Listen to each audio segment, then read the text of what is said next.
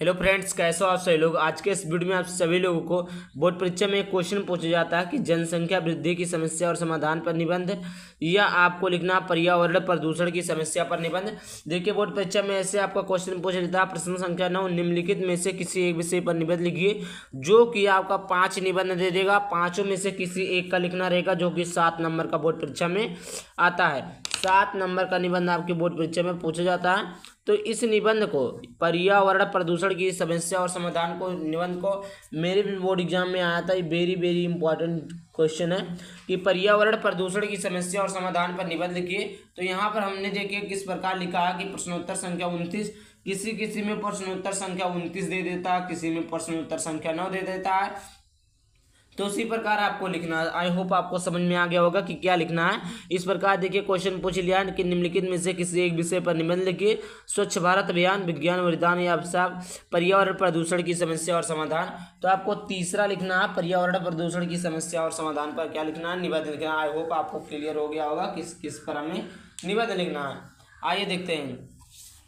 तो यहाँ पर देखिए लिखा हुआ है, सबसे पहले लिखना स्टार्ट करेंगे कि प्रश्नोत्तर संख्या 29। बिल्कुल बोर्ड परीक्षा की कॉपी में भी ऐसे लिखना है। आपको इधर ऐसे कॉपी दिया ऐसे मिलेगा, तो यहाँ पर कुछ नहीं लिखना है, यहाँ पर ऐसे छोड़ देना है। यहाँ पर आपको पटरी से लाइन खींच देना है। उसके बाद में यहाँ पर आप डालेंगे प्रश्नोत्तर संख्या 29। आपका प्रश्नोत्तर संख्या 29 है तो 29 लिखेंगे, प्रश्नोत्तर संख्या 9 है तो 9 लिखेंगे, प्रश्नोत्तर संख्या 10 है तो 10 लिखेंगे। आई होप आपको इतना क्लियर हो गया होगा। फिर लिखेंगे पर्यावरण प्रदूषण। क्या लिखेंगे? पर्यावरण प्रदूषण पर निबंध लिख देंगे, या पर्यावरण प्रदूषण केवल लिख देंगे तो भी आपका सही है। पर्यावरण प्रदूषण लिखने के बाद में आप सभी लोग को लिखना है रूपरेखा। क्या लिखना है प्यारे बच्चों? रूपरेखा लिखना। क्या लिखना है? रूपरेखा। यह आपको रूपरेखा हेडिंग डालनी है। रूपरेखा में आपको लिखना प्रस्तावना, प्रदूषण के प्रकार, प्रदूषण से होने वाली हानियां, प्रदूषण को रोकने का उपाय, उपसंहार। 5 हेडिंग रहता है। और देखिए प्रदूषण के प्रकार में भी 4 प्रकार के प्रदूषण होते हैं। प्रदूषण के प्रकार में कितने प्रकार के प्रदूषण होते हैं? 4 प्रकार के प्रदूषण होते हैं। तो सबसे पहले प्रस्तावना हेडिंग डालेंगे। रूपरेखा में प्रस्तावना, प्रदूषण के प्रकार, प्रदूषण से होने वाली हानियां, प्रदूषण को रोकने का उपाय, उपसंहार। इतना था आपका 5 टॉपिक। आइए देखते हैं प्रस्तावना। क्या पर बच्चों? प्रस्तावना यहाँ पर रहेगा प्रदूषण के प्रकार।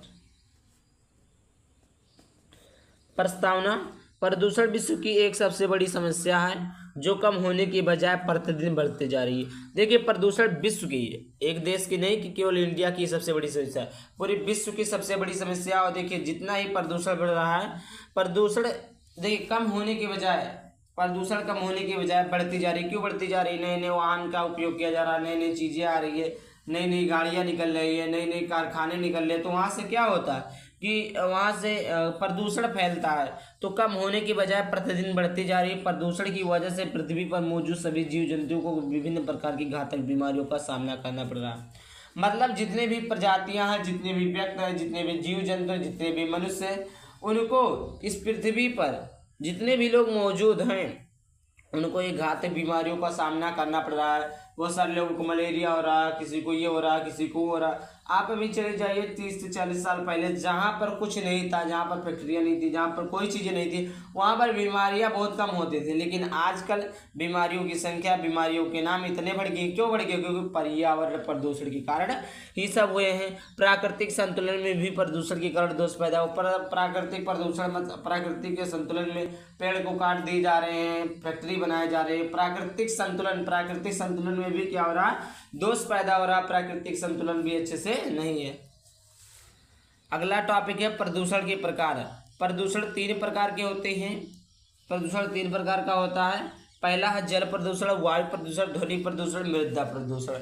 जल कितने प्रकार के होते हैं? तो जल 4 प्रकार के होते हैं। जल प्रदूषण, वायु प्रदूषण, मृदा प्रदूषण, ध्वनि प्रदूषण। कितने प्रकार के? 4 प्रकार के। There are 4 types of pollution. I hope इतना क्लियर होगा। आइए देखते हैं प्रदूषण के प्रकार पर निबंध। पहला है वायु प्रदूषण। वायु प्रदूषण क्या है? वायु में से समझ जाते हैं आप लोग कि वायु से जो चीजें होती है, यह सबसे खतरनाक प्रदूषण है। वायु प्रदूषण का मुख्य कारण है उद्योग और वाहनों से निकलना हुआ धुआं। वायु प्रदूषण के कारण वायुमंडल में कार्बन डाइऑक्साइड की मात्रा बढ़ रही है। देखिए वायु प्रदूषण जो वायु से प्रदूषण फैलता है, जैसे कोई गाड़ी चलाता है उससे धुआं निकलता है, तो वो क्या है? वो जाकर वो आपका वायु प्रदूषण है। उद्योगों से जो निकला हुआ धुआं होता है, कारखानों से जो निकला हुआ धुआं होता है वो आपका क्या है, वायु प्रदूषण है। वायु प्रदूषण के कारण वायुमंडल में कार्बन डाइऑक्साइड की मात्रा बढ़ रही है। वायु के कारण ही जो है वायुमंडल में कार्बन डाइऑक्साइड की मात्रा बढ़ रही है। इसमें पृथ्वी के ऊपर वाला ओजोन गैस का सुरक्षा चक्र बुरी तरह से प्रभावित हो रहा है। क्या बोला, इसमें पृथ्वी के ऊपर वाला ओजोन गैस, पृथ्वी के ऊपर वाला जो ओजोन गैस होता है, गैस का सुरक्षा चक्र पूरी तरह से क्या हो रहा है, प्रभावित हो रहा है। अगला आपका है जल प्रदूषण। क्या है बच्चों, जल प्रदूषण। जल प्रदूषण क्या होता है, जल उद्योगों और घरों से निकला हुआ वह कचरा, उद्योगों और घरों से निकला वह कचरा, वहाँ कचरा कई बार नदियों और अन्य जल स्रोतों में जाकर मिल जाता है।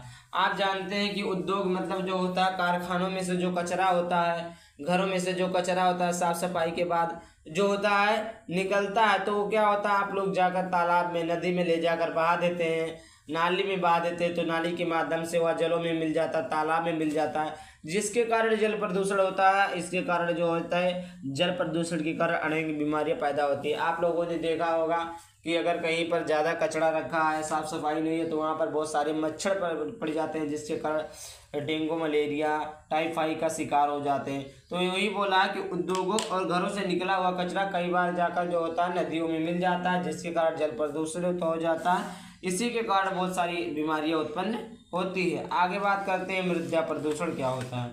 मृदा प्रदूषण की बात करते हैं। मृदा प्रदूषण, मिट्टी में होने वाले प्रदूषण को मृदा प्रदूषण कहते हैं। किस में होने वाले प्रदूषण को, मिट्टी में होने वाले प्रदूषण को मृदा प्रदूषण कहते हैं।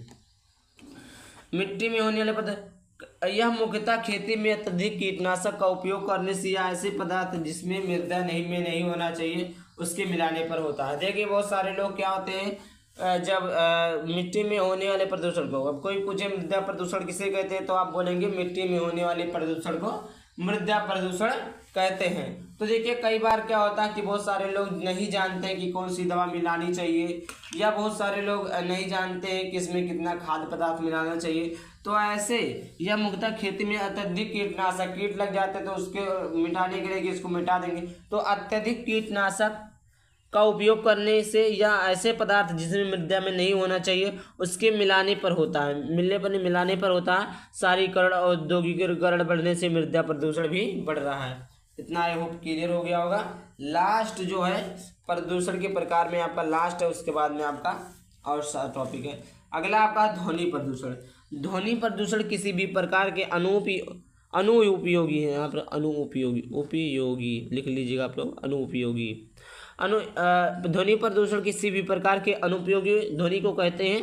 इस प्रदूषण से मानव और जीव जंतु को परेशानी होती है। कल कारखानों का शोर, यातायात का शोर, मोटर गाड़ियों की आवाज़, लाउड स्पीकर की कर्णभेदक ध्वनि आदि से यह प्रदूषण फैलता है।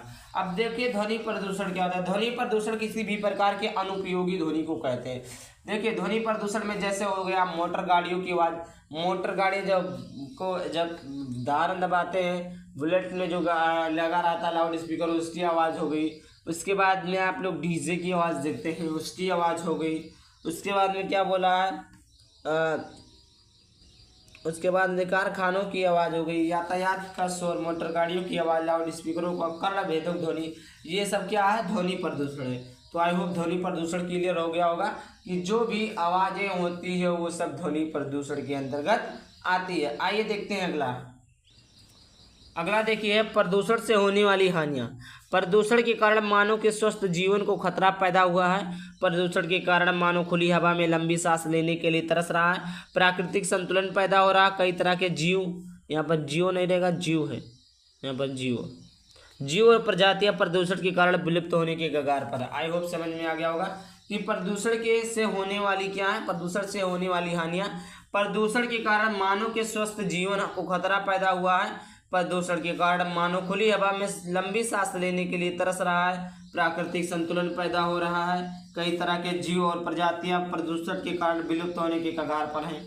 मतलब क्या है कि प्रदूषण के कारण, देखिए अभी हमने सारी चीज़ों को समझा दिया। तो प्रदूषण के कारण मेन मुद्दा क्या था कि प्रदूषण के कारण ये सारी बीमारियां पैदा होती है, प्राकृतिक संतुलन पैदा होता है, प्रजातियां विलुप्त हो रही है। ये सारी चीज़ें क्या प्रदूषण की क्या हानियाँ हैं, और लोग सांस ले मतलब इन्हीं से हानियाँ हैं। प्रदूषण के कारण ही लोग अपनी लोग जो है सांस लेने में दिक्कत कर रहे हैं, ये सारी चीज़ें क्या प्रदूषण से होने वाली क्या है हानियाँ हैं। अगला है प्रदूषण को रोकने के उपाय।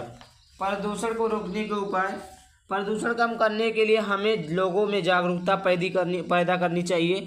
वनों के विनाश को रोकना होगा। अधिक से अधिक कूड़े लगते हैं अधिक से अधिक कूड़े लगते होंगे वर्ष के जल को, गलत है, यहाँ पर लिखा रहेगा अधिक से अधिक पेड़ लगाने होंगे। क्या है, अधिक से अधिक पेड़ लगाने होंगे। वर्षा के जल को, यहाँ पर वर्षा के जल को संचित करके उसका पुनः, यहाँ पर है वो पुनः, देखिए कुछ टाइपिंग में थोड़ा मिस्टेक हो जाता है, पुनः उपयोग करना चाहिए। सरकार को भी समय समय पर प्रदूषण के खिलाफ अभियान चलाने होंगे। ये देखिए एक बार मैं पढ़ के बता देता हूँ ताकि आप लोग लिख लीजिएगा। आपको लिखना है कॉपी में कि प्रदूषण कम करने के लिए हमें लोगों में जागरूकता पैदा करनी चाहिए। वनों को विनाश से रोकना होगा। वनों के बिना अधिक से अधिक पेड़ लगाने होंगे, जिसको वर्षा के जल से संचित करके उसका पुनः उसका निर्माण करना चाहिए। सरकार को भी समय समय पर प्रदूषण के खिलाफ अभियान चलाने होंगे। देखिए प्रदूषण के रोकने के उपाय जो हैं वो हैं कि हमें भी लोगों में जागरूकता पैदा करनी होगी। देखिए इस साल जो गर्मी पहुंचा था, इस साल इतना हाई टेम्परेचर हो गया था, तो इसीलिए कहते हैं कि आप लोग जागरूकता पैदा करिए, लोगों से बताइए, अपना भी लगाइए, लोगों से बताइए, एक पेड़ सभी लोग लगाएं। तो वही चीज़ें सरकार को भी समय समय पर जागरूकता पैदा करनी होगी। अधिक से अधिक हम लोगों को मिलकर पेड़ लगाने होंगे। वर्षा जो होती है उसके जल से संचित करके अधिक से अधिक पेड़ लगाने होंगे। ये सारी चीज़ें हैं प्रदूषण को रोकने के उपाय। अगला आता है उपसंहार। क्या उपसंहार, आप लोग उपसंहार में लिखेंगे कि प्रदूषण एक बहुत गंभीर समस्या है। प्रदूषण कम करने के लिए हर व्यक्ति को अपने स्तर प्रयास करने की आवश्यकता है। हमारा कर्तव्य है कि हम प्रदूषण के खिलाफ अपना योगदान देकर पर्यावरण को सुरक्षित रखें। ये था आपका पर्यावरण प्रदूषण पर टोटल निबंध। अगर आप लोग भी इसका PDF चाहते हैं तो सबसे पहले आपको ज्वाइन करना होगा मेरा टेलीग्राम चैनल अनमोल अकेडमी 33, यूट्यूब चैनल अनमोल अकेडमी 33 को सब्सक्राइब करना होगा। इंस्टाग्राम पे हम सफ़र 2028 को फॉलो करना होगा ताकि मैं आपको टेलीग्राम पर PDF दे सकूं। देखिए कोई भी सब्जेक्ट का PDF हो, आपको सारी चीज़ें टेलीग्राम पर प्रोवाइड की जाती है। आप लोग टेलीग्राम से PDF प्रोवाइड कर सकते हैं। जय हिंद, जय भारत।